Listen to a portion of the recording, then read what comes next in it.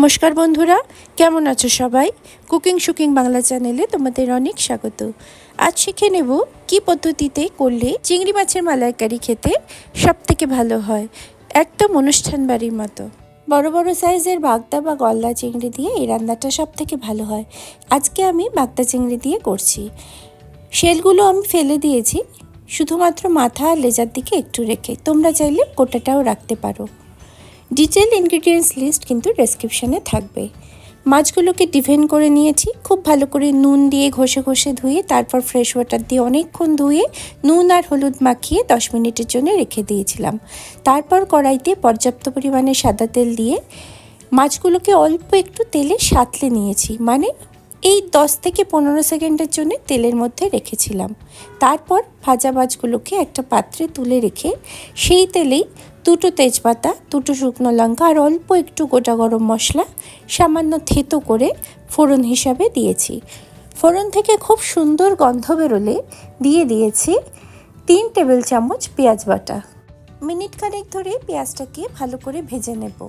তারপর এর সাথে দিয়ে দেব 1 চা চামচ চিনি।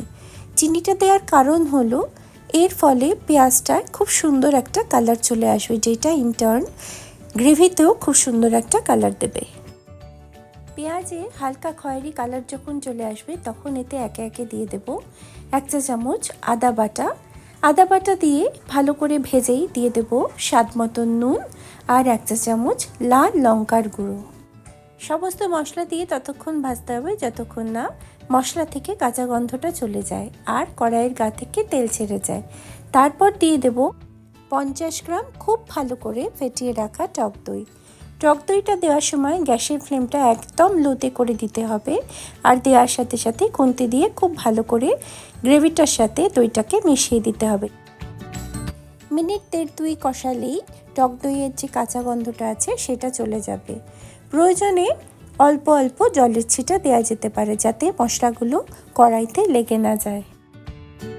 টক দই খুব ভালো করে কষানো হয়ে গেলে দিয়ে দেব কাজু বাদাম বাটা।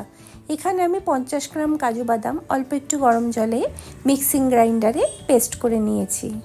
কাজু বাদাম দিয়ে গ্যাসের ফ্লেমটা কিন্তু একদম মিডিয়ামে রেখে কনস্ট্যান্ট খুন্তিটা নাড়িয়ে যেতে হবে, নয়তো কিন্তু চারধারে লেগে যেতে পারে। কাজু বাদাম দিয়ে কষানো হয়ে গেলে দিয়ে দেব 400 ml নারকেলের দুধ।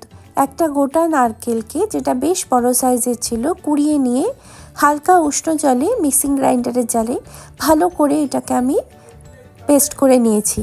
সেই দুধটাকে ছেঁকে নিয়ে প্রথমবারই যে গাঢ় দুধটা বেরিয়েছে সেটাই আমি ইউজ করছি।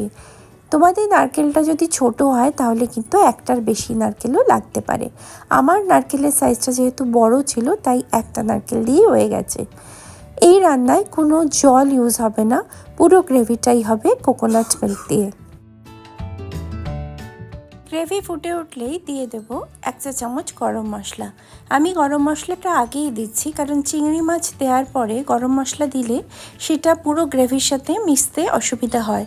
অনেক সময় এমন হয় যে চিংড়ি মাছের গায়ে গরম মশলার গুঁড়ো লেগে যায়। গ্রেভিটা ফুটে উঠলেই গ্যাসের ফ্লেমটা একদম কমিয়ে দিয়ে ঝোলের মধ্যে ধীরে ধীরে মাছগুলোকে ছেড়ে দিতে হবে। ব্যাস, পরবর্তী মিনিট খানেক ধরে ফোটালেই রেডি আমাদের একদম অনুষ্ঠান বাড়ির মতো দুর্দান্ত স্বাদের চিংড়ি মাছের মালাইকারি। যে পাত্রে সার্ভ করা হবে সেই পাত্রে নামিয়ে ওপর থেকে ছড়িয়ে দিলাম 1 চা চামচ ঘি। চিংড়ি মাছের মালাইকারি সবথেকে ভালো লাগে বাসন্তী পোলাওয়ের সাথে। প্লিজ একবার বানিয়ে খেয়ে দেখো এই রেসিপিটা, তারপর কমেন্ট করে জানিও কেমন লাগলো। পাশে থেকো, সাথে থেকো বন্ধুরা। দেখা হচ্ছে অন্য কোনো রেসিপির সাথে। ততদিন সবাই ভালো থেকো, সুস্থ থেকো, সাবধানে থেকো। Thank you for watching and bye for now.